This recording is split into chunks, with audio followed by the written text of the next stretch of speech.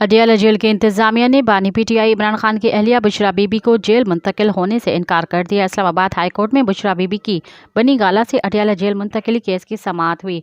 बुशरा बीबी की जानिब से वकील उस्मान गिल अदालत में पेश हुए। सुप्रिंटेंडेंट अडियाला जेल ने अदालत में रिपोर्ट जमा कराते हुए कहा कि सिक्योरिटी वजूहात की बिना पर बुशरा बीबी को बनी गाला से जेल मुंतकिल नहीं कर सकते। रिपोर्ट में मजीद बताया गया कि जेल में जगह भी कम है, वहाँ 250 खवातीन पहले ही कैद हैं।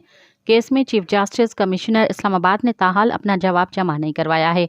सरकारी वकील ने चीफ कमिश्नर के जवाब के लिए अदालत से वक्त देने की इस्तदा की, जिसे अदालत ने इस्तदा मंजूर करते हुए समाअत 2 हफ्तों तक मुलतवी कर दी। मज़ीद ख़बरनि ऐं तफ़सीलात लाइ विज़िट कयो असांजी वेबसाइट www.awamiNewsHD.com ऐं ॾिसंदा रहो अवामी न्यूज़ HD।